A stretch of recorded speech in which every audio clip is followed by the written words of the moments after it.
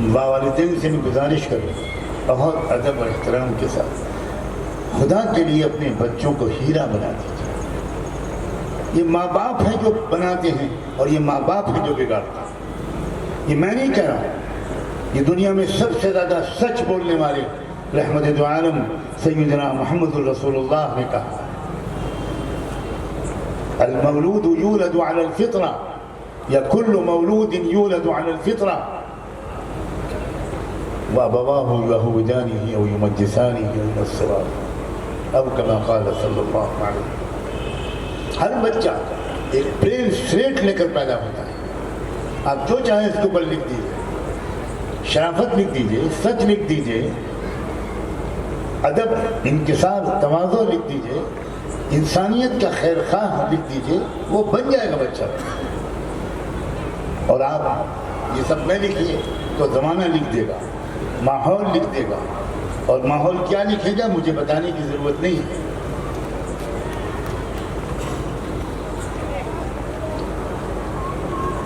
کوئی انسان چلے کی جماعت بنی جاتا ہے جھوٹ سیکھنے کے لیے، کوئی انسان 4 مہینے کی جماعت بنی جاتا ہے ڈاکو بننے کے لیے۔ وہ تو بنتا ہے ماحول سے، اگر اس کو صحیح انوائرنمنٹ، صحیح ٹریننگ، صحیح ایجوکیشن، صحیح شکشا، صحیح تربیت، صحیح ماحول مل جائے تو ہر گھر کا بچہ اچھا انسان بن جائے۔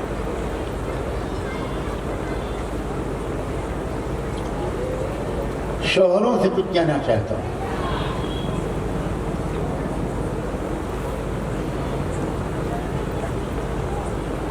اپنی گریبان میں جھانک کر دیکھیے کہ آپ اپنی بیویوں کے ساتھ وہ سلوک کرتے ہیں جو ان کا حق ہے۔ موڈ آپ کا خراب ہوتا ہے باہر، غصہ اترتا ہے بیوی پر، اور ماشاءاللہ مسلمان تو جب غصے میں آتے ہیں تو وہ طلاق طلاق طلاق طلاق طلاق 3-4 نہیں، سچن تندولکر کی طرح سینچری بناتے ہیں،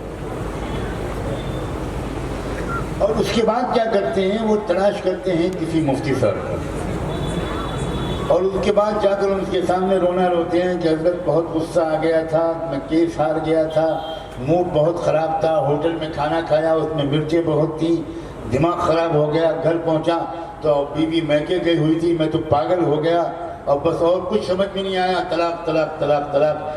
مولانا صاحب، مفتی صاحب، کوئی ترکیب کیجئے، میری بیوی مجھے واپس دلا دیجئے، دیکھیے میں آپ کے مدرسے کو چندہ بھی تو دیتا ہوں، اگلے سال بڑھا دوں گا، آپ بیوی واپس کرا دیجئے، آپ بھرے جہنم میں چلے گئے۔ یہ ہیں مسلمان۔ مسلمانوں، اسلام کو بدنام کرنے کے لیے RSS کی ضرورت نہیں ہے، کوئی نہیں سنتا، اگر مسلمان میں سے نہ ہوتے تو بدنام کرنے کے لیے نوپور شرما کی بھی کوئی ضرورت نہیں ہے، ہم ہیں خراب۔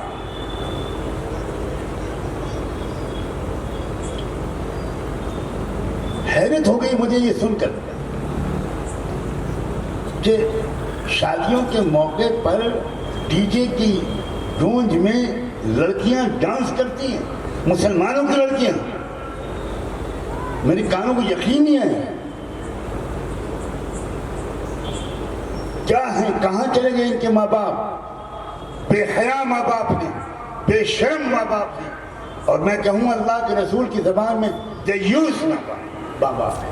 دیوس کہتے ہیں اس باپ کو جو اپنی بیٹی کو رنڈی بنا دے، یہ اللہ کے رسول نے لفظ بولا۔ کیا ہو گیا ماں باپ؟ آپ کی بیٹی سیدہ فاطمہ زہرا سے زیادہ خوبصورت ہے، سیدہ فاطمہ زہرا سے زیادہ معزز ہے۔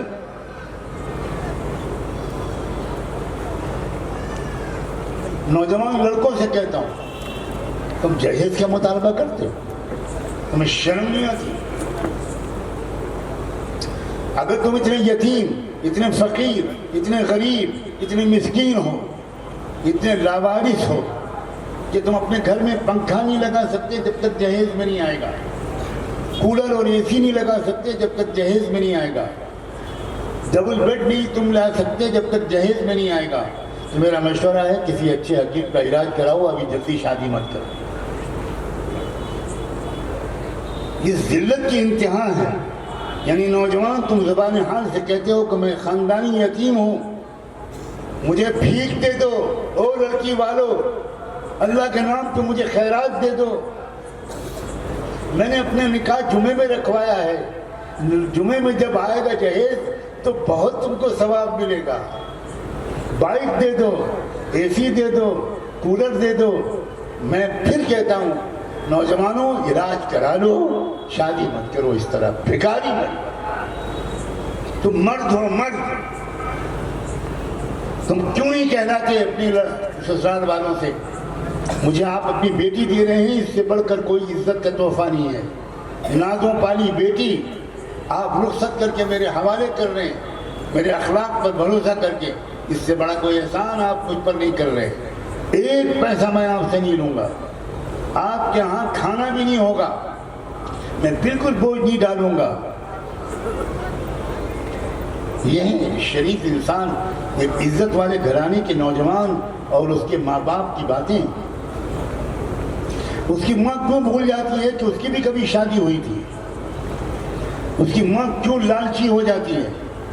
اس لڑکے کی ماں کیوں بھول جاتی ہے کہ جب اس کی شادی ہوئی تھی تو اس کے باپ کو سودی قرضہ لینا پڑا تھا؟ کیوں بھول جاتی ہے کہ اس کا باپ ہارٹ اٹیک سے مر گیا تھا اس جہیز کے انتظام کرتے کرتے, اپنی زمین بیچ دی تھی؟ مگر وہ ماں اب جب ساس بننے والی ہے تو وہ اپنے ماضی کو بھول جاتی ہے, وہ لالچی سوداگر بن جاتی ہے.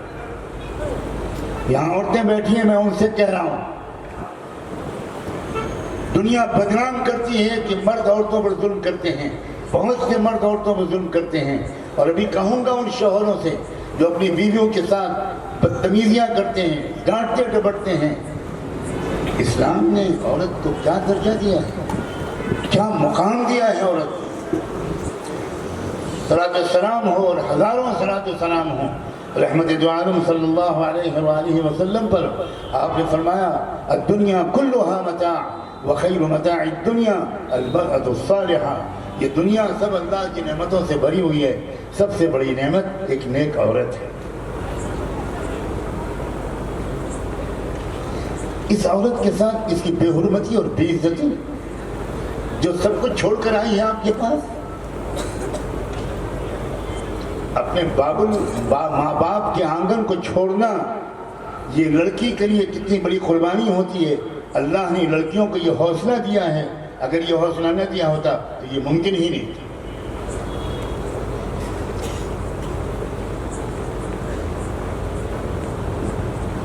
احترام, محبت, پیار, خدمت, خیرخواہی, مسکراہٹ, گھروں میں خوشیوں کا ماحول, یہ ہے اسلام.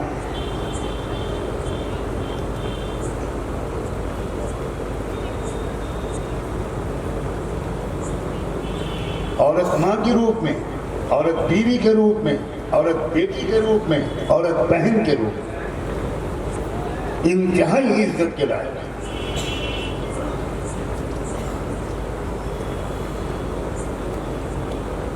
یہ کس سماج کی مصیبت ہمارے یہاں آ گئی کہ لڑکیوں کے پیدا ہونے پر ہم خوشی نہیں مناتے. لا حول ولا قوت.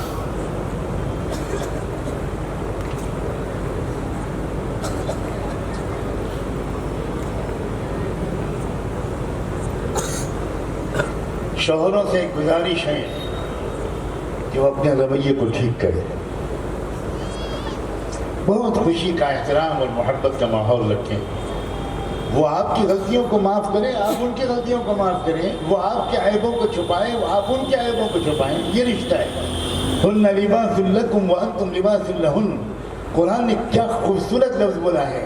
تمہارے بدن پر جو کپڑے ہوتے ہیں نا, وہ تو کپڑے پروٹیکٹ کرتے ہیں تمہارے جسم